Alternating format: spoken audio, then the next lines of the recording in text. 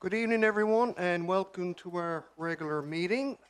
Before I call the meeting to order, we have two proclamations here, which I'll be pleased to read out and sign on Council's behalf.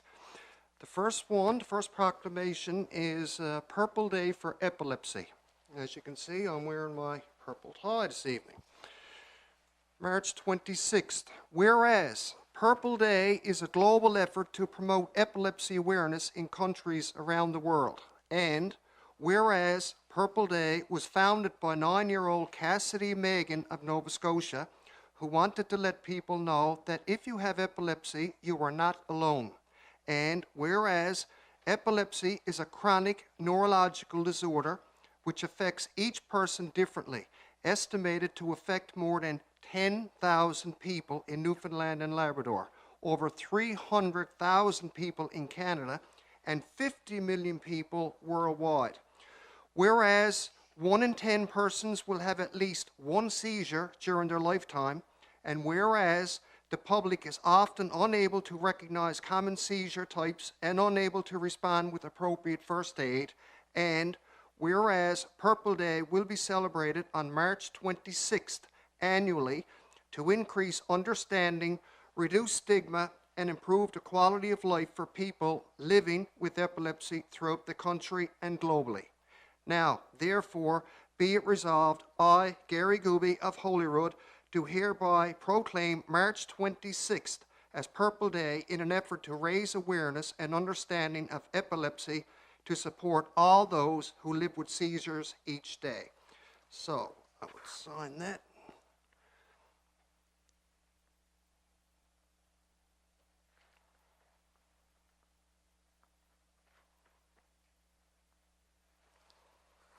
Okay, that is official. And just to make a few comments on that, as everybody's aware, I did work in the fire service for several years of my career, and we've often responded to a lot of medical calls involving seizures, and they are very common in society, very common.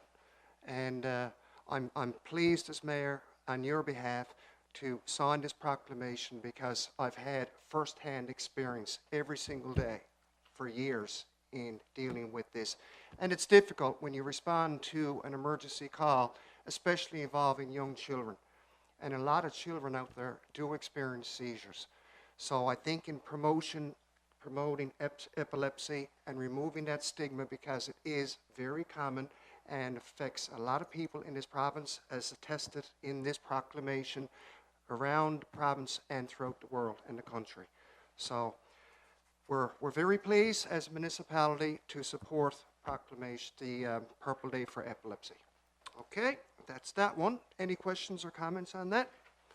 If not, we will move on to the next one, which is the official National Dental Hygienist Week proclamation. Whereas 59% of Canadian children and 96% of adults have experienced cavities, and 21% of Canadian adults have experienced periodontal, which is a gum issue. And whereas research shows a direct link between oral health and overall health and well-being, such as periodontal disease being linked to a number of serious illnesses, including lung disease, diabetes, and heart disease. And whereas oral health issues are easily preventable and treatable, and Canadians, especially children and seniors, can be greatly assisted through early detection and intervention. And whereas dental hygiene is the 6th largest registered health profession in Canada, with more than 30,000 registered dental hygienists working in a variety of settings, with people of all ages addressing issues related to oral health.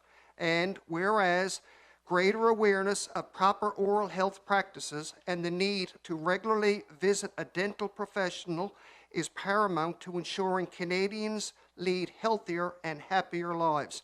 And whereas promoting the importance of the issues and celebrating the successes of the profession and contributions of dental hygienists will lead to increased public awareness. Now, therefore, I, Gary Gooby, Mayor of the Town of Holyrood, do hereby proclaim the week of April 4th to the 10th, 2023 as National Dental Hygienist Week. So I will sign that.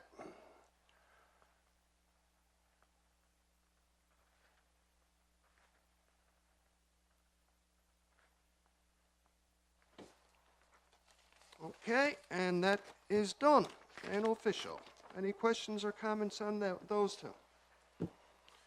Okay, if not, I will now call the meeting to order. The agenda is there before you. Can I have a motion to approve, please? Moved by Councillor Buckle, seconded by the Deputy Mayor. Further discussion? If not, all those in favour? Those against, motion is carried. Minutes of the meeting from February 7th. Are there any errors or omissions? No, we're all good. Okay, the table will adopt those as presented. Is there any business arising? No business arising. Okay, we will go on to the mayor's update.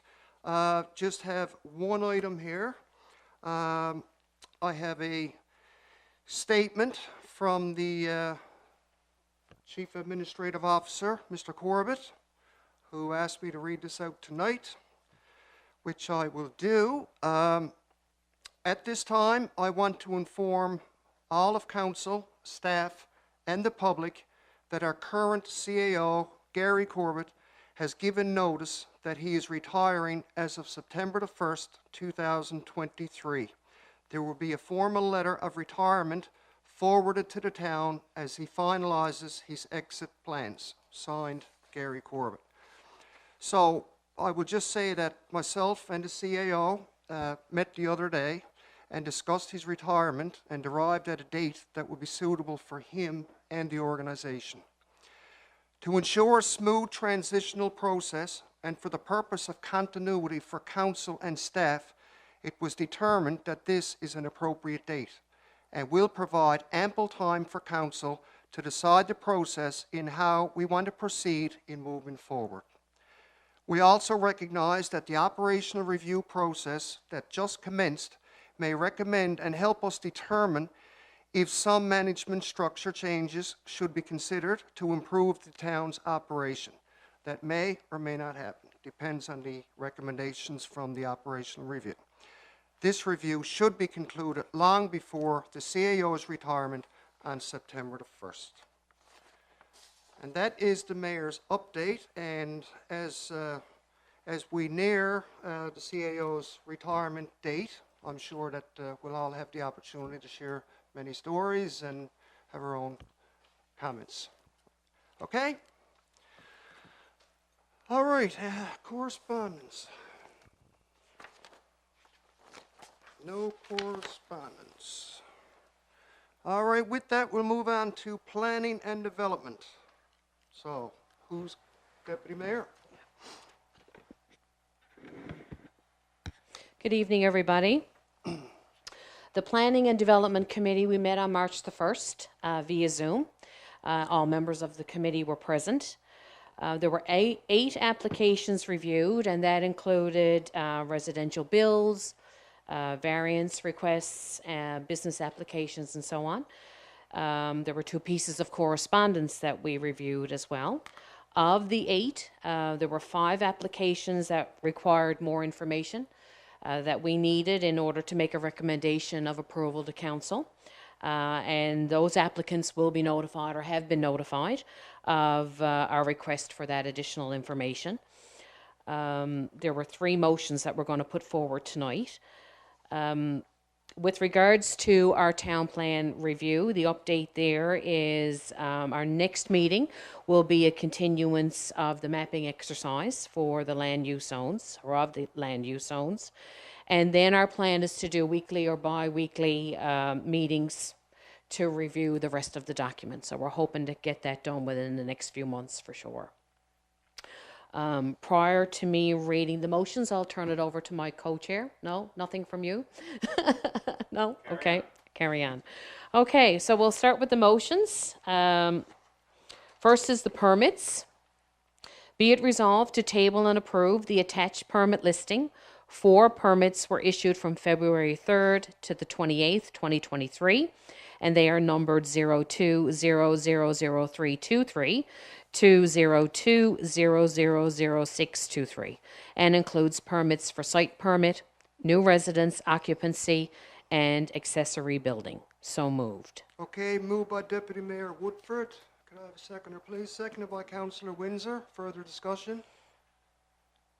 If not, all those in favour, contrary minded, motion is carried. The next is concerning the boundary feasibility study. LW Consulting were awarded a contract to do a feasibility study on the proposed expansion of the town's municipal service boundary and the municipal planning boundary on Salmoneer Line.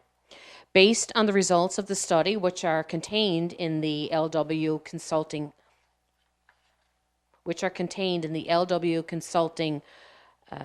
report, thank you. It recommends that the request by the Town of Holyrood to expand its municipal boundary and its municipal planning boundary not be approved. Therefore, be it resolved to table the feasibility report and accept the recommendation from LW Consulting to not expand the Town of Holyrood's municipal boundary and municipal planning boundary. So moved. Moved by the Deputy Mayor, seconded by Councillor Crawley. Further discussion? I will just say that this process started a couple of years ago now, and we thought that because of the way the boundary was aligned with, going in Salmoneer Line, that it sort of deviates to the left. We felt that, maybe it should be brought in line and parallel with Salmoneer Line and go up fair as, I think it's just before the wall, somewhere around there. So, we looked at the options. Was there benefits to that for the town in the long term, or is it just not viable and doesn't make sense? So, in order to help address our questions, we felt that it was appropriate to consult with a professional consulting company, LW Consulting in this particular case. And they had the opportunity to interview councillors. They interviewed the residents and the cabin owners in on Salmoneer Line. And so there was a process that unfolded over a period of time. We met with the consultants last week, and they gave us a synopsis and an overview of their findings in their report. And at the end, they recommend that it doesn't really there's no benefit there. It's in nobody's best interest at this point to move this process forward. It would not be fair, and I'm sure I can say this on your behalf, it would not make any sense that we would have to apply property tax to cabin owners and permanent residents in that area in which we're not able at this time to provide the same level of services as we would in our community. That would be very inequitable and very unfair to those people, and it's not like we were in a position that you could charge fees. It's either charge property tax or that's it. So there was no options there. So in fairness to them and in the best interest of everybody, this motion is now before us to approve the recommendation from the consultant not to move forward in expanding the town's boundary. So that's pretty well an overview. I would just like to publicly thank LW Consulting. They were very thorough, very professional, and I thought they did a wonderful job in making sure they reached all facets, and they had a very impressive and thorough presentation to us, which made us understand all the ins and outs of the feasibility report. So just want to say thank you. Okay, thank you very much, Councillor Crawley. Councillor Windsor. Yeah, as member of the committee, I feel like I should comment as well, and I agree with those comments. LW Consulting did a very thorough job, and that is the right thing to do. Whenever we get into one of these types of situations, engage professionals and do it properly, vet it, no stone unturned. It does predate this council, right? As you described, Mayor. for me, when I got involved, you know, it didn't make any sense to me looking through the lens of my other committee, the Infrastructure and Public Works, and thinking about the servicing of the area. Like, our municipality is already larger geographically than Mount Pearl, with a very small number of residents. And we look at the fiscal challenges we have. I just couldn't see how we could possibly deliver the services to that area. And the area didn't want it. So why are we doing it, right? So fully support the process. It was thorough, and the recommendation. That's it for me. Thank you very much, sir. Any other questions or comments? If not, we will vote on the motion. And again, the motion is to approve the recommendation by LW Consulting not to move forward with the boundary change. Okay? All those in favor of the motion, please raise your hands. Those against, motion is approved, unanimous. Okay, next on our list is One Eagle Drive. The proposal is a residential build. It's RMD zoned. Be it resolved that the Town of Holyrood approve the above application in principle, subject to the town's municipal plan and development regulations. So moved. Moved by the Deputy Mayor, seconded by Councillor Windsor. Further discussion? So it's pretty well a straightforward It is. application. Yep, Okay. regular build. All right. If there's no other questions or comments, all those in favor, please raise your hands. Those against, motion is carried. Next is 33 Country Path. Okay, Deputy Mayor, before we move forward, Councillor Buckle Oh. is going to remove himself from the room. Sorry, didn't realize that. Due to a perceived or Okay, possible conflict. of interest. Okay, thank you. Okay. The next location is 33 Country Path. The proposal is residential. The zoning is RMD. Be it resolved that the Town of Holyrood approve the above application in principle, subject to the town's municipal plan and development regulations. So moved. Moved by Deputy Mayor Woodford, seconded by Councillor Sadie King. Further discussion? And again, this is It's just straightforward. a and- regular house. Okay? Yeah, home. All right, all those in favor of the motion? Those against, motion is carried. All right, we can bring Councillor Buckle back in.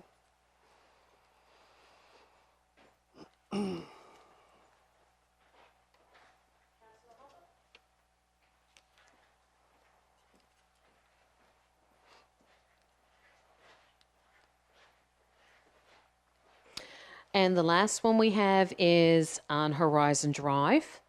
It's a Crown Land referral of 0.21 of a hectare. The zoning is rural. Be it resolved that the Town of Holyrood approve the above referral in principle and subject to the town's municipal plan and development regulations. The applicant will be required to submit a development application to the town before any development takes place, if and when the referral is approved by the province. So moved. Okay, moved by Deputy Mayor, seconded by Councillor Bruce King.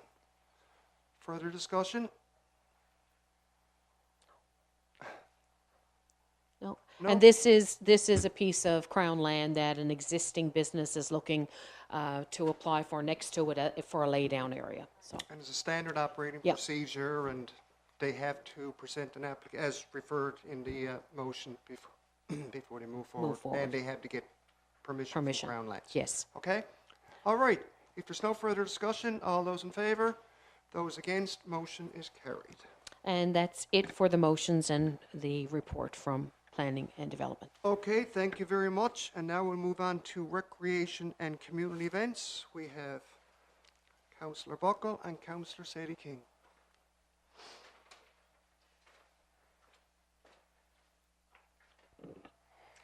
We haven't got a lot to report this evening. We didn't have a recreation meeting in February because Crystal Carnival was ongoing and everybody was busy. Our next meeting will take place on March the 14th, and then we'll start intense planning for the spring, Easter, July, and summer. So, you know, so many things one following the other that we got to start really planning. With regard to the Crystal Carnival, most of the events went off as planned, but some of our outdoor activities had to be cancelled because of the weather, and that we had no control over. So we hope the spring will bring us better weather. And that's about it for recreation. You know, this was sort of a strange weather pattern that happened during the carnival, because normally we hope to have enough snow. We had plenty of that, but nobody ever envisioned that some events would have to be cancelled because it was so cold. So the recreation director had to sort of, navigate around all of that. But hopefully, eventually, all the events like the Crystal Dip and everything, I mean, whoever, Crystal Dip couldn't go ahead because there was ice in the harbor, right? But these are the things, that are, we cannot control the weather. So, anyway. Okay, any other questions or comments on recreation before we move on? Councillor Buckle. No, I'd just like to make a comment there. Thanks to Steve, the recreation director, and the public works staff on some of the stuff that we did go off. The lighting in the park and stuff went well, Yep. and it was, it was a nice night, and the kids and people enjoyed to get out. And some of our volunteers that always are there to help out. We can't forget those people here. So I'd just like to say thank you. The weather wasn't on our side from the cold part, but we did have the snow. But the few events that did get off the ground, were well attended and people enjoyed them. So we're on to the Squid Fest planning now. Thank you. Yeah, we certainly agree with your comments. These events, there's a lot of planning and organising involved. A lot of work goes on behind the scenes. I know Public Works were up to the park for probably a couple of weeks, trying to get all that organised. And of course, our volunteers are, God bless them. The first person I seen when I went in there on the opening night was a volunteer. And this lady has been with us for years and years and absolutely loves it, and their heart and soul is really into it. So, good point. We certainly appreciate and value the service that they provide. And of course, everybody else, if I was remiss, if I left anybody out, my apologies, but you all know who you are. Okay, now we will move on to infrastructure and public works. So we have Councillor Windsor. Thank you, Mayor. Try to get this in a better position now. We met on February 23rd, myself and colleague Councillor Sadie King, the Mayor, and the acting CAO, Marjorie Gibbons, at that point in time. And we've got 5 subjects I want to touch on here tonight for update to all the council. And the first one, start with the toughest one, okay? And get that out of the way, and then we'll get to the easier stuff. It's the Heritage Building. So the Heritage Society had come forward to council expressing some concerns around building condition, accessibility, and a few things of that nature. So that's how our committee came to get involved with that. It is a town-owned building, right? So it's Public Works and Infrastructure.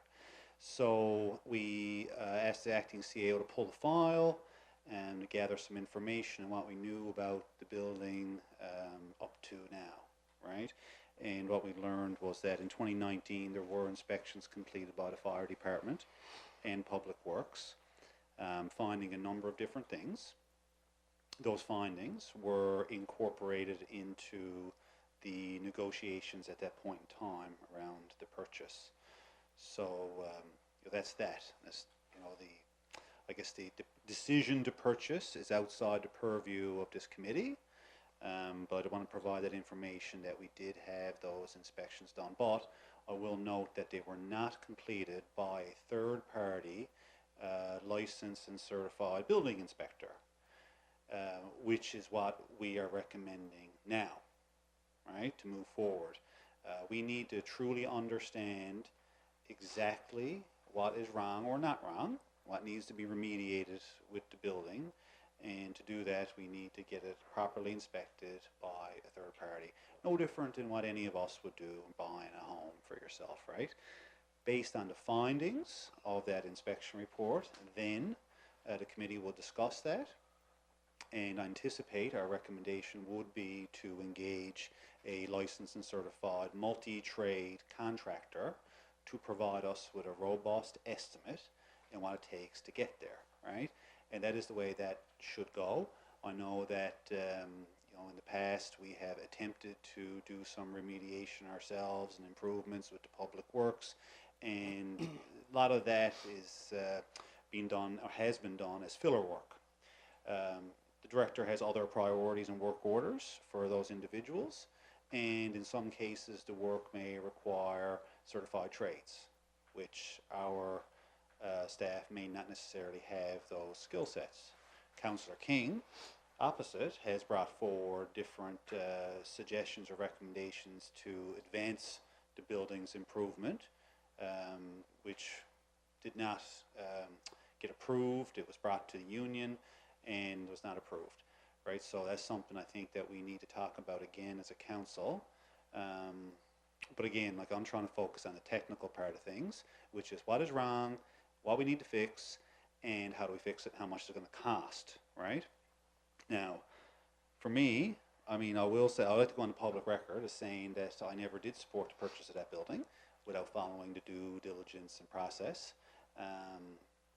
But we are, like you're driving a car, 90% you're looking out the windshield and only 10% in the rear view. I want to state that, and we need to come back to council. We're in a challenging fiscal environment, we have a challenging budget, and we raise taxes on residents, and how much are we willing to spend to bring that building to where it should be? Or do we move in a different direction, right? So that's something that we're going to have to talk about. But, the two recommendations is the building inspection and the complete repair estimate, which we'll retable. And the third thing is an affordable operations plan that we need to establish, right? That's not in place at the moment. It needs to be. Is it a seasonal operation or not? How do we govern revenue generation and spending around that? I don't know, and that's outside infrastructure and public works as well, but the heat pool is within infrastructure and public works, okay? So that's the heritage building, and I'll leave that for discussion. No doubt everybody will want to have some commentary on that, right? But I just want to give the update to everybody. That's what we talked about at committee. If I could interject for just 1 second, there is some monies available that can be applied to some of this work that may have to be done. But Yeah, so my thought on that is, do you start spending some money until you have the complete picture? No. Right, that's no. What I think there. Okay, so no, I think everyone should have an opportunity to speak on this. Yeah. The rest of them are very easy. Okay. So we remember last meeting we talked about the wood cutting standard operating procedure. So we've advanced that a little bit further and establishing a fair structure and a process for everybody to get involved when the time comes. The current step where we are now is confirming with legal. Like any liabilities a town will be responsible for if, for example, God forbid, a resident would become injured and or killed in some manner cutting wood on town property, and we've engaged in this process. So legal's looking at that and how you develop a personal waiver, basically a contract with the individual that they are accepting that risk themselves, right? Exactly. Once that gets sorted out, then we'll be able to issue it for use. Okay. The retaining wall standard operating procedure, a draft document has been prepared. The director's done a great job of that, obtaining technical guidance from the province and other sources. I mean, we've talked about it here before. We've got a couple of areas of great concern, and we want to put in place something that's more robust, safe, and sustainable for future developments. And then that will interface with the Planning and Development Committee, Deputy Mayor, that we're also on. So I think it's very important. So the next step, we'll review that as a committee in more detail and then share it with all the council. Okay. Second to last one to talk about is the Salmon Line water main extension. So an update for council is that we've reviewed the detailed design drawings. The province has provided quite a number of comments. And so the way that works is municipal affairs and infrastructure do review the engineering design package and provide comments. It's their money. They're contributing greatly to it. And it's nice that, the good thing here is the process is being followed. right? You're getting additional sets of eyes on it. You're getting that expertise. You're getting the feedback. The bad news is that we weren't real happy with some of the stuff that we saw, and could probably introduce more cost in terms of variation orders if we were to release that as a package now for execution.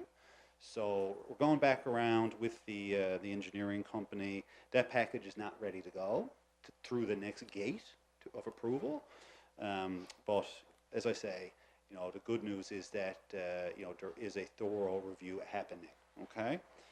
And the last item is the contractor standing offer. And if you remember, this is what we were trying to establish for contractors to be able to participate and work for emergency repairs in a fair and equitable manner, like a rotating call list type of scenario.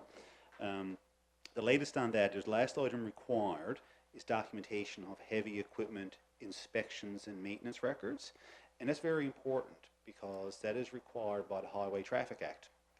Right, and actually in the news recently, there was an incident, and you know, the company was charged and fined, and we certainly don't want that. This is, you know, these contractors will be performing work on behalf of the town, so we need to make sure that we're in full compliance. One contractor of the three has provided a lot of information. One has declined. I think they probably lost interest a little bit further outside the area. And the third, we're working with that company to provide some good record keeping. And then we'll take the next steps after that. And I don't know if I missed anything, did I? Okay, that's good. Thank you. If you have any questions, I'm all ears. I'll try my best to answer them. Thank you. Well, as you just spoke on in regard to the like emergency contractors, the committee did have several discussions on this and trying to make the process as fair and equitable to all contractors out there, those that were approached and came forward. And there's a certain, you know, there's a certain aspect of that they require all the full documentation, as Councillor Wingers just said, in order to qualify. And it'll be done, this will be done like on a rotational basis. So if a contractor was called out tonight, for example, because their services are needed, then the next time we'll go to another contractor and it'll be rotated. So we're trying to do this as fair and equitable for all the contractors involved. So, any other questions, comments? Councillor King. Gotta make sure this is right. I want to keep my A.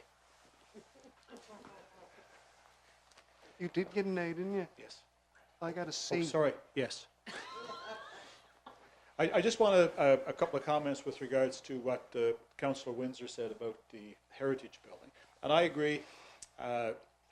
We should look at it as a seasonal operation as opposed to 365 days. I don't think it's of any value, in my personal opinion, of any value of having it open in January, February, March. I think maybe May when the tourist season starts, and maybe running into probably after school closes or October or Thanksgiving, something like that. I think that's a more reasonable approach towards the museum. There has to be a cutoff point to where we look at it, and I mean, it's like the old country and western song. It's too late to turn back now, but we have to have some kind of a figure in mind that, you know, when all these things come in, the roof and the windows and God knows what else is going to be, still the upstairs hasn't been completed. We need to have some kind of a figure in mind that we're going to say, and I don't know how we're going to do that, is when is enough enough? And just say, look, but then again, when we say that, what are we going to do with it then? We got a building down there, right, that needs repairs, so it's probably not going to be on a high point to sell, considering the fact that when it was on the market, I think it was on the market for over 2 years, or pretty close to 2 years before we bought it. So it's not a prime commodity down there for people to want to buy it. So I guess my question would be to everybody, when do we say enough is enough, right? And I guess we can't say that until we get the assessment, the estimates in from contractors and stuff like that. Yep. And I mean, the upstairs still needs to be done. And the other one is with regards to wood cutting. There is a simple process because D&D used it. It's a waiver. You go in there. It's like putting up a sign. You do so at your own risk. You sign it. If you go in there and you cut your legs off with the chainsaw, hey, the council is not, or the Town of Holyrood is not going to replace your legs. Okay, so there is a way of doing it. It's done before, and it works quite well. Thank you. Thank you very much, sir. Any other questions or comments? Okay, if not, we will move on to business development and marketing. Deputy Mayor, you're up.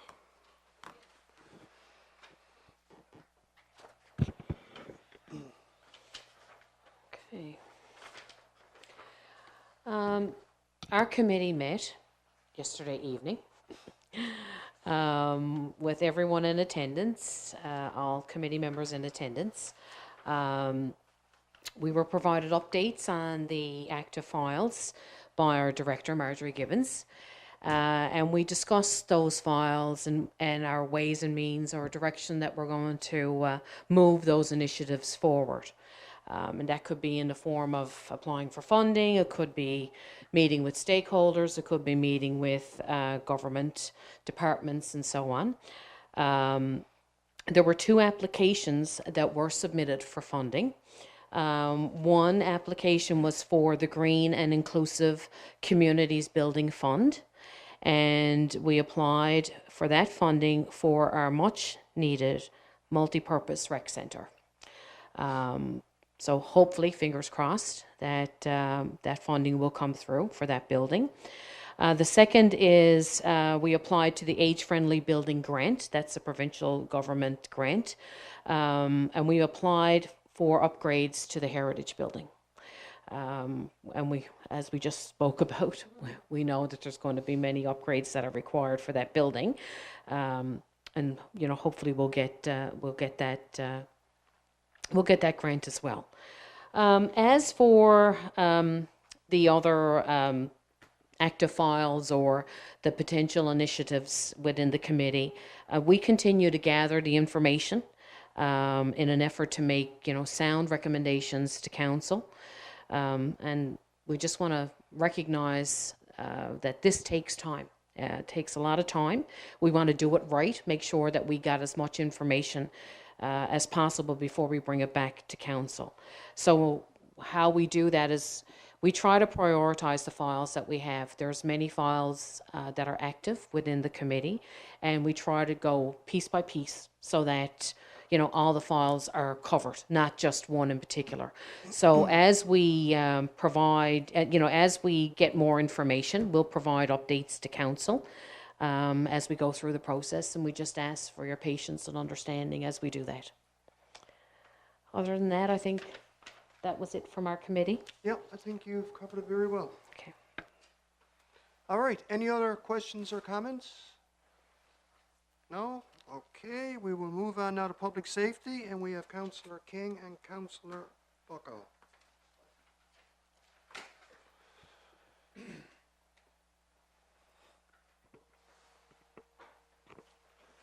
Thank you, Mr. Mayor.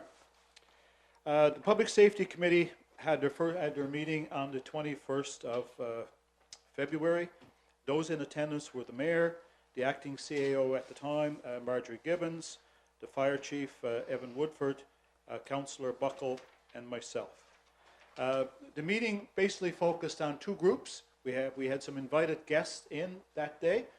We had 2 officers in from the auxiliary, the RCMP auxiliary, and we had a representative in there from Central Ground Search and Rescue. And we had a absolutely fantastic presentation from both organizations. They came forward with a lot of great ideas, and they have a lot of expertise that I think we would be absolute fools not to engage and draw as much information and as much help out of them as we possibly could. Okay, the first one I'll cover is the RCMP auxiliary. There's 2 gentlemen there. They are totally dedicated to policing. They're totally dedicated to the town of Holyrood. and they want to make sure that with regards to public safety, it's one of the foremost things that they want to make sure that happens. And some of the things that they will be doing, and in the future, they will be doing safety talks, and they will be doing also presentations. And some of the stuff that they're going to cover is Crime Stoppers, how to access Crime Stoppers, what the benefits of Crime Stoppers is, and all these different things. ATV safety, especially when you're dealing with kids. You know, there's nothing worse than giving a small teenager, you know, a 1,000-pound machine and say, okay, here's my new babysitter, off you go. Okay, so they're going to be able to do these things as well. It's a fantastic course. My son took it years ago when he was young, and I tell you, it definitely makes you consider all the different safety factors when you're dealing with a big piece of machinery. Okay? Community watch was another big thing. Crime prevention, you know, how to look out for things, how to, you know, inform your neighbors, how to keep an eye on your neighbors, all these different things. Signage, telling people, you know, that there is people watching. And like I say, we already covered safety talks, crime prevention and community policing. And I guess one of the big takeaways from the meeting is just because you don't see people, right? Just because you don't see an RCMP officer or a car with a buffalo on the door, doesn't mean they're not watching. Okay, and that's the key. You know, they're out there, they're watching, they're taking notes, they're watching different places and trying to do as best they can to try to curb crime within the town of Holyrood and the other areas. So the old adage is, if you see something, say something. Okay, with regards to the RCMP. The other person we had in was from the Central Avalon Ground Search and Rescue, and she gave a fantastic presentation as well. She had a lot of very good points, and we're definitely going to tap into her into the months to come to do some different things. Her biggest focus was on outdoor safety. You know, stuff you need to take with you when you go in the woods. Okay, you know, just because you're just going for an hour doesn't mean you're going to be gone for an hour. Remember the Gilligan's Island? You on that little short cruise, and they had a whole TV show about it. Okay, so you make sure you take the required stuff, because the weather, this is Newfoundland, and the weather, as the mayor talked about before, and we talked about for Crystal Carnival, the weather changes, and it can change very quickly, and you can be stuck out there, and you need to have all the stuff for you to survive. Okay, if you especially ice safety now, it's coming spring, and people need to be aware. You know, today, yeah, there might be lots of ice there for you to drive over on your snowmobile or your ATV or walk, and tomorrow you might be bobbing around in the water. Okay, so you need to be aware of that as well. Okay, one of the other points, I'm going to talk about pothole season first, and then I'll go to the next one, because there was a lady on social media the other day, how she hit a pothole, she destroyed her tire, but the good part about it was she had about 8 or 9 different people that stopped to help her. Okay, a gentleman got down in the slush, got underneath, jacked up her car. Another gentleman got down, changed the tire, all this stuff, and she basically stood there and supervised. So, but you know, one minute you drive down the highway, there's no pothole, and next minute you've got your car gone. Okay, and this is spring, and that's the kind of stuff that happens. The last one I want to cover is the bulk garbage. I know we sent out a flyer and explained, but there's still people asking questions about the bulk garbage. And I want to commend the mayor for all of his efforts in trying to get the bulk garbage date changed. I also want to commend our staff to trying to get the bulk garbage date changed. And even back to last year, I think 2022, when they sent emails to people in there to look at changing the date. Well, they did change the date. The only thing is they made it earlier, right? It makes absolutely no sense in this day and age to have bulk garbage pickup in Newfoundland in March. So March should be completely eliminated from bulk garbage. It makes absolutely no sense. And the one thing that I found even more hard to understand is it can't be changed. Nobody could change it. You know, you look at the Prime Minister or the Premier, if they want something changed, they can change it, right? You look across the border, If somebody sends something to the President of the United States, he can veto it and it's gone. Okay? If a guy's on death row and he's about to be executed, within a minute, the governor can turn around and say, okay, this guy's going to live, or this person's going to live, or whatever. Here in Newfoundland, we don't have a soul on the Avalon Peninsula that can change the date for bulk garbage. So I think somewhere next year, somebody should look at it and say, listen, take March completely off the calendar when it comes to bulk garbage. Thank you. Okay, thank you very much, sir. And if I could just elaborate on that further, yes, I'm sure that we've all had concerned residents wondering why Holyrood was slotted for bulk garbage in March. So I spoke on 2 or 3 occasions with the chair of the Eastern Regional Services Board. The whole thing is more complicated than I first thought in how it all works, because our town now falls under, are regulated under the Eastern Regional Services Board. Okay? They in turn have the contractor in place. And then the contractor, because they have a multitude of municipalities to cover, because I saw it on the schedule why April and May there was nothing slotted there for bulk garbage. And when I called it into question with the chair of the board, he said that the contractor has other commitments in other municipalities that are outside of Conception Bay Centre. We had a very productive 2 meetings. I put several ideas in his mind to consider on your behalf, and from what I heard from residents. He is fairly new into the position. So once these things are locked in between the contractor and the Eastern Regional Services Board, then they put out their schedule, and the chair approached the contractor and did what he possibly could to try to have Holyrood's date moved.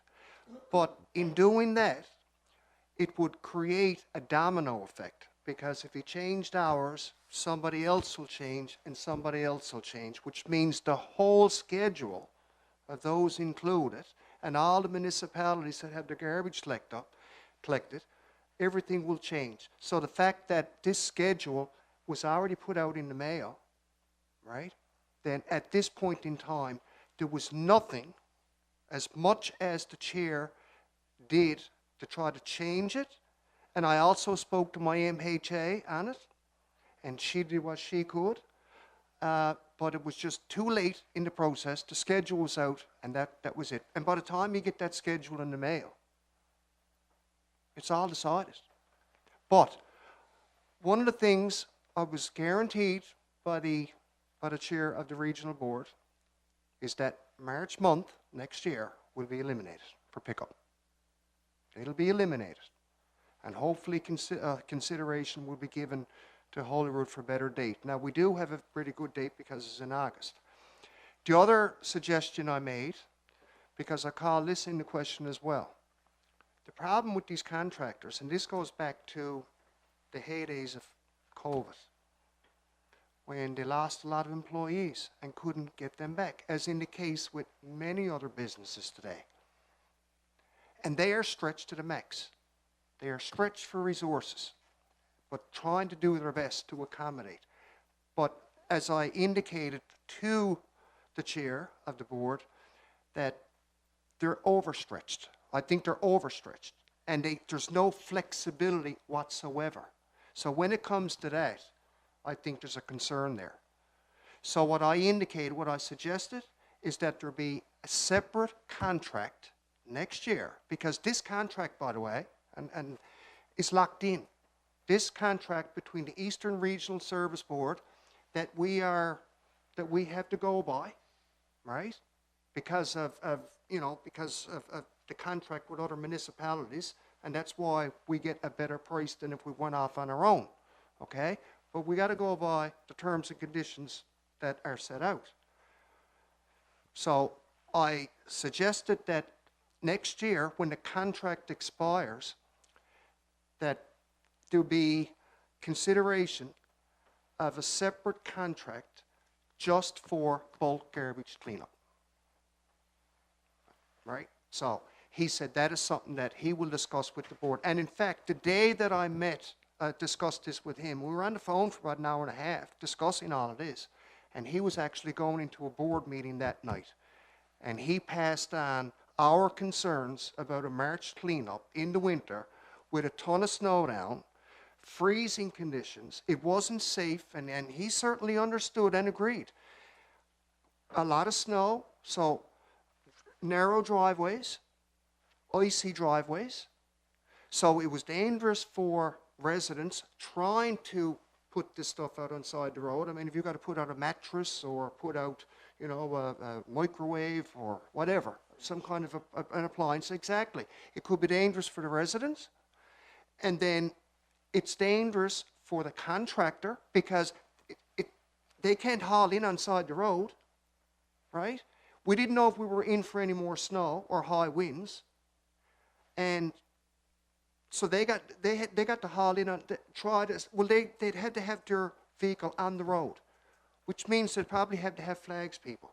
So it's not a safe way of collecting bulk garbage, especially mattresses and big items of that. And it's also resident for the motoring public, because when you're coming at, you know, one way and a vehicle, big, you know, big dump garbage truck is on the road, you got to navigate around that. So it's dangerous for, you know, everybody. And on that basis, and I've had discussions with the CAO, I've heard from councillors on it, we certainly heard from the residents. We felt that because of the situation, the time of year, and the conditions, it was just not in the interest of public safety to allow that to continue. And we moved on it fast. We got it out on social media. All this took place in one day. We got it out on social media. Once I heard back from all the councillors, which was unanimous agreement not to move forward with this. And then we got a flyer out that evening in the mail. And I never heard from any residents on that. And I think, you know, what I did hear is that we made the right decision in looking after public safety first. So what happened this year, there's nothing we can do about it. The contract will be up for renewal next year. And I assure you all that I did on your behalf, clearly, and the residents clearly articulated, right, the concerns and how this should be improved for everybody, to which he agreed. So we'll see what happens next year. And I think I covered it all. Is there any questions, Councillor Buckle? Yeah, no, just a couple of more points to make there. As Councillor King said, we met with the RCMP.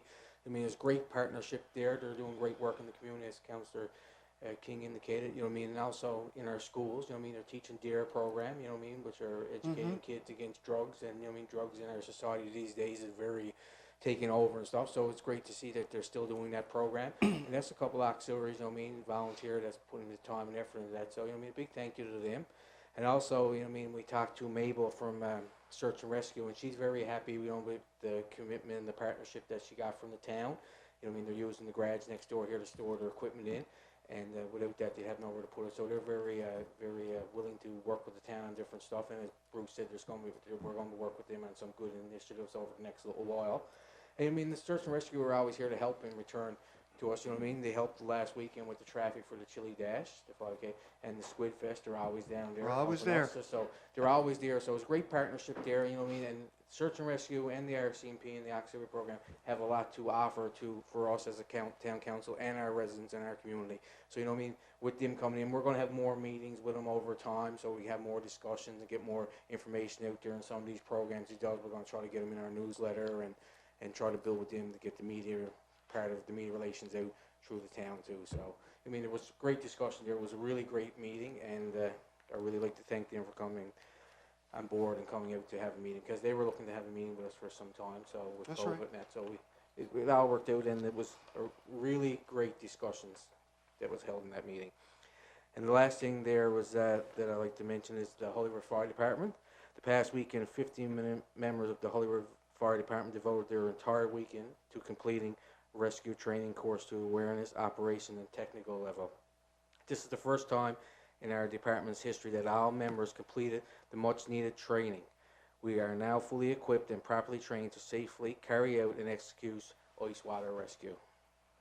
This has been in the making for several years with obtaining all the required equipment, and now we have all the equipment and adequate training.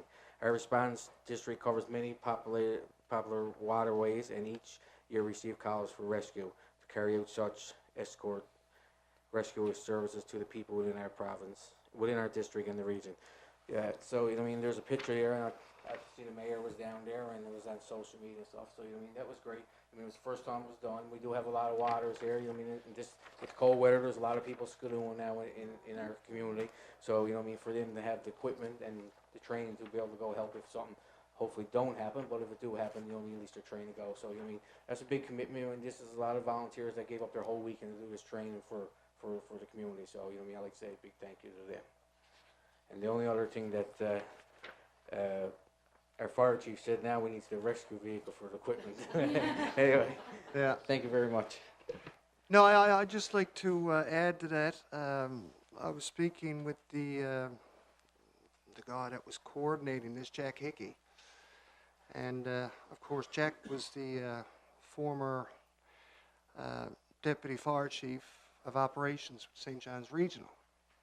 And I worked with him for many years, and he's the godfather of emergency services, because there's not one aspect of emergency services that this guy's not involved with. From hanging off ropes on helicopters, taking stretchers across the city, confined space, that's helicopter rescue, hazmat, the ice rescue, and the list goes on and on and on. So I tell you, he's a master, and his heart and soul is into the fire service. And now that he's been retired for the past several years now, he offers himself to go by different departments and provide, his expertise and training, as he done this weekend with our department. And so I dropped down Saturday, and you're right. These volunteer firefighters went down there all day Saturday, from the morning until 4 o'clock in the evening, and it was cold on Saturday, and they ate in the water with the suits on. And I went down on Sunday, because Jack said, drop by. So I went down, and I seen them all in action. I tell you, I was proud on your behalf. I stood up in the middle of the voice, and I stopped everything, and I said, I just want to say, listen, thank you so much for the great work you're doing, and your dedication, and your commitment. Because I've witnessed this during my career, when you see snowmobiles going through the ice, or when you see somebody that goes through the ice, and mass panic sets in. So you cannot try to provide this level of service if you're not properly trained. And the training that they received this weekend qualifies them now to be able to carry out such operations if required. But hopefully, they'll never have to do this. But they really enjoyed it, and there was a lot learned from it, and it was a good weekend. And like I said, they gave freely of their time for 2 full days to do this. So we certainly commend them and thank them for their service. All right, any other questions or comments? If not, we will move on to communications. Councillor Crawley.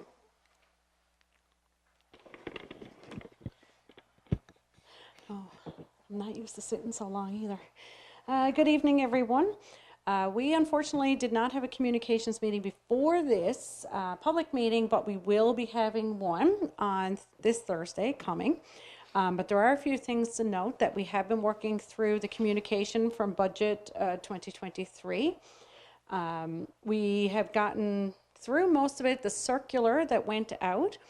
I didn't hear much back since that, which we're hoping did take care of many of the questions. Looking through the communication, it did. That should have answered most of the questions that came in. Many other questions that came in will require a tip. It's not public information that we will put out there to everyone. And even some through a tip will probably be something that will be redacted. Personal information that people are asking and requiring. I do want to personally comment, I was a bit disappointed that we were said that we were using some bullying and intimidation tactics, that someone wrote to council and said that. I take that to heart, I really do. Don't appreciate that it was put in writing to say that we were bullying or using intimidation. I don't feel like we did. I never saw anything to that amount that we would, that would stand up to that. So I just wanted to comment that publicly, that I was extremely disappointed to see that come in.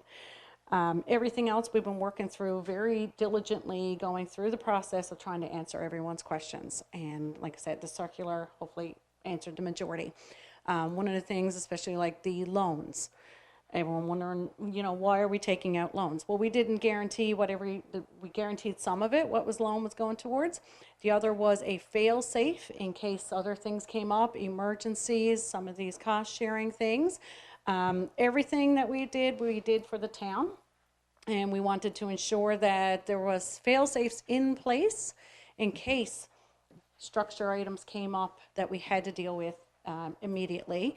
And then some of the things that other residents are requesting we're looking at. And of course, as Deputy Mayor said in her business and development, we are applying for grants left, right, and center to apply and get these things that our residents are requesting. The other big announcement we have is our website is ready to go live. It will go live on March 13th at 7 p.m. And that is just to ensure that daytime traffic doesn't interfere with our upload and our launching time. And that will give us an easy launch into the day then on March 14th. So we look forward to that. We've been looking forward to that for a few months now. We do have a lot of the kinks worked out that we were encountering, especially with our e-services and our back portal. But it is going to be more user-friendly and more accessible to our residents. We allow now to pay online through our website. You can pay your taxes online. It's going to be great, and I know personally it'll be much easier now to pay for Camp Ahoy's and all those kind of things. The Easter camp, I noticed, was announced. It's just way easier to be able to do that, to be able to access, and of course everyone got their phones in their hands ready to pay, so that works out well. So we're looking forward to that, and we thank our Recreation Director, Steve Martin, for spearheading that and working with communications team as well. And that's all. Thank you. Okay, thank you very much, Councillor Crowley. Any questions, comments? No? Okay, we'll move on to the operational review. I won't stand because it's a very brief update, other than to report back to council that the consultant his work is underway, the work is ongoing, starting with documentation and procedures and policy review, basically tabletop work and study work, and we have contacted him to request a meeting, an in-person meeting, which will be scheduled. It's not yet calendared, but we need to do that before the next public council meeting. And of course, you know, there's with the announcement earlier this evening about CAO's retirement, I think it's important to advance the work, and you know, in particular to think about transition and ease of transition. So I think it's in everyone's best interest to find ways to accelerate the work where possible. Okay? If I could just make a few comments on that. I happened to drop in here the other day and he was here. And anyway, he's quite anxious to get the ball rolling, and he's been doing a lot of work behind the scenes in the approach he wants to take to get this done, you know, very effectively in a timely manner. So he's organizing himself right now, and the contract has been signed, so technically the work has commenced. So, and we will certainly keep the public informed as to how that process is unfolding in terms, specifically in terms of their opportunity for public consultation and whatnot. So we want to ensure that this is fully all-inclusive and everybody will have an opportunity at some point and in a certain form to have their say. So that's where it stands. All right, now any questions, comments? No? All good? Okay, now Councillor Crowley, you going to pay some bills? I'm really excited to stand again. Okay, so Corporate Services and Administration met in the Kiosk Suite at 3:30 on March the 2nd. In attendance was myself, Councillor Bruce King, Marie Searle, Director of Finance, and our CAO, Gary Corbett. The first item was our procurement document, which is still in legal, and our CAO was going to move to legal to speak to it, and it's moved, it came today, very exciting. Update, on the fly update. It came in today, so we will be ready to move that possibly in the next public meeting. That's really exciting. I'm really happy. The positions, we have 2 positions now. For a firefighter and clerk typist, they're advertised internally. We didn't get any applications internally, so now they will be going out and go through that process. Our budget 2023 just seems to keep coming back over and over in everything I'm doing. But we did go through the handouts, we went through the process, we're gone through making sure that the numbers are aligned. Again, it just comes back to those communications that people are putting in. And we're doing our due diligence, that we are answering and ensuring that everyone residents' questions have been answered. We do have a request that the budget process for 2024 start earlier. And we did try that last year, so we do want to say that we did put that out there to start in June, and that's when we want to start this year. So we're going to put a push on. And then we're going to also hopefully have some in-house counsel or some out-of-house counsel to help us with the numbers to make sure that every single one of us understand those numbers so that when residents question us, we can answer them immediately and accurately. The Heritage Building came up, of course, with Corporate Services and Administration as well. Councillor Bruce King and I are reviewing all the information that we have as regards to the purchasing. You said about the money, that was one of the things that Councillor Windsor, you mentioned. You said the money was outside your scope, which falls over into our scope. So we'll be working closely with Infrastructure and Public Works on that. The last thing is, it comes with the money again, going back to the recreation, is that Squid Fest is coming up. So we're getting everything aligned for that as well. Councillor King, do you have anything else you'd like to add? Councillor Crowley, if I could just interject for a second, just for clarification purposes, you mentioned about the firefighter's position. Yes. Just want Not to a new explain position. that we're not adding a new position. Cool. One That of the is a firefighters. good clarification. Yeah, one of the firefighters had left and sought employment elsewhere, so we're down 1. So that's just to replace the former position that was there. Correct. And our clerk typist was the And same the same situation. thing, clerk typist. Yeah. Yes, our clerk typist has left, so we need a new clerk typist, but it's not a new position. Mm-hmm. Excellent clarification, Mayor. So if that's all, we'll go into our motions. All right. Be it resolved, the Town of Holyrood submit an application to the New Buildings Age-Friendly Grant to assist with upgrades to the Heritage Building. The maximum cost of the grant is $10,000, so moved. Moved by Councillor Crowley, seconded by Councillor Buckle. And this was the grant that was mentioned in Business Marketing and Development by Correct. Deputy Mayor. Yep. Okay, moved and seconded. Further discussion?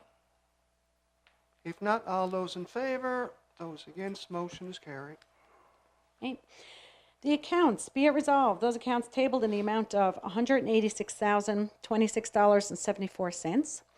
Those would be check number 44223 to 44351 and $65,987.05 for checks numbered D3099-D3147 be approved for payment from the general account. So moved. Moved by Councillor Crowley, seconded by Deputy Mayor. Further discussion? General payments. Yep. All those in favor? Contrary minded, motion is carried.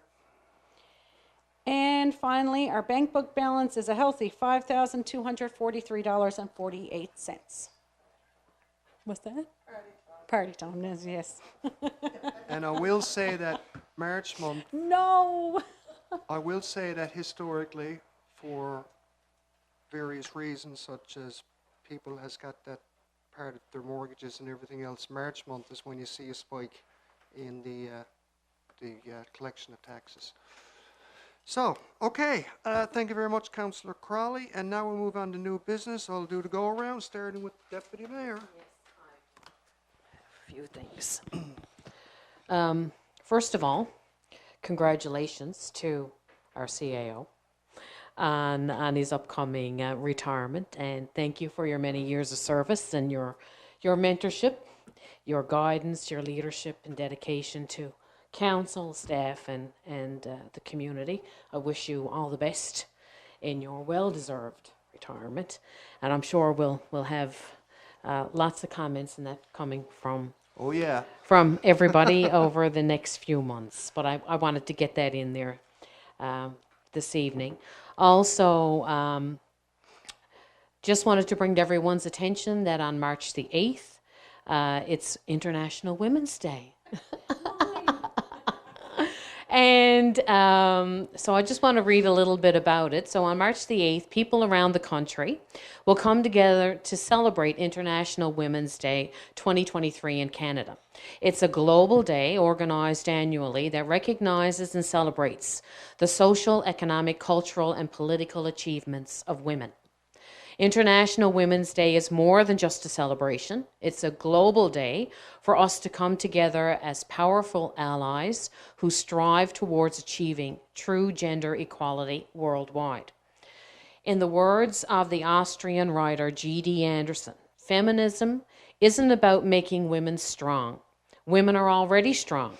It's about changing the way the world perceives that strength. So congratulations to the strong women within our council, within our staff, our community, as well as lots of strong women across the world. On March the 8th as well, at the Manuels River, the Conception Bay Area Chamber of Commerce is hosting International Women's Day celebration, and myself and Councillor Crawley will be attending that tomorrow, and they will be honoring women within the Conception Bay area, and there is one honoree here in the Holyrood area that will be honored tomorrow. So, thanks. Okay, thank you, Deputy Mayor. Councillor King, you're good? Councillor Crawley? She stole my thunder. No, I'm joking. I had nothing like that prepared. I was literally going to say Happy International Women's Day tomorrow to all our staff and council and all our residents out there as well. I actually thoroughly enjoyed this day coming up, and I spend a lot of time on it in my classroom. And it's really exciting to see the kids in my class, especially the girls, but the guys join in as well, in celebrating. And we watched lots of Canadian heritage moments today for women from Canada, which was exciting. Also wanted to say next week is Education Week. So just want to point out that we grow stronger together. You'll see lots of things happening in the communities. Dart Outdoors is happening. We have people coming in. So lots of celebrations for Education Week next week. And lastly, I wanted to thank the Conception Bay Area Commerce for inviting us to the International Women's Day celebration, the sitting of prominent women in business and politics. So thank you. And CAO, more will come later. I'll have a better prepared speech next time. I can't wait to share some stories. Councillor Buckle. No, just a couple of points. I'd like to say Happy International Women's Day tomorrow to our councillors that we got around here. I think we got a pretty good council, 4 males, 3 females, so we're pretty even here, balanced, so that's pretty good. And our staff and all the people, all the women in our community that have roles and do a great job at that. So I'd like to say Happy International Women's Day. And also I'd like to say, congratulations to the CEO. He gave his letter there that he's going to officially retire this fiscal year. So I'd like to say, Craig, congratulations, and I'm sure he'll go and enjoy his retirement. But we'll talk about it later, but and I have to say that our CEO, that Mr. Corbett, has done some great work in this town since he's been on staff here, and we'll talk about it more as we get closer, but there he has done some great work for this town and for the residents. Thank you. Thank you very much, sir. Councillor Sadie King. Well, first of all, I'm very pleased to say that I was given the opportunity to attend the dinner at the Royal Canadian Legion on Saturday evening.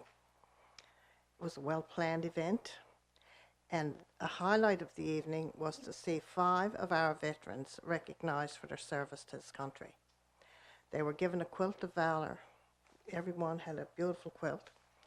They were taken up and the quilt was put around them. And one of those veterans was our own Bruce. So congratulations, Bruce. Yeah. It was wonderful. I saw that picture. Yeah. Yeah, it was really, really good. And the other thing I'd like to say on behalf of Recreation is thank you to the MGA 50 Plus Club. Saturday morning was a cold morning, but all those seniors that helped out on Saturday morning were at the Legion at 8:30, and they prepared lunch for the runners that were in the chili dash. And they were just so glad to come out and do that, because they felt it was a little way to pay back Steve for all the programming he does for the seniors, and to the town for their cooperation with the Seniors Club. So thank you. Excellent. That's awesome. Excellent. Nice. It is really nice. Yeah. Okay, thank you, Councillor King. Councillor Windsor, you can wrap it up. I think there's one thing that I forgot to mention in the Public Works update, but Councillor King reminded me when he mentioned the potholes. And that's the province has released its roadworks improvement and maintenance plans for the coming construction season. And we were pleased to see that Mars Bridge is on that list. Unfortunately, there's many more kilometres of Route 60 that we would like to get on the list.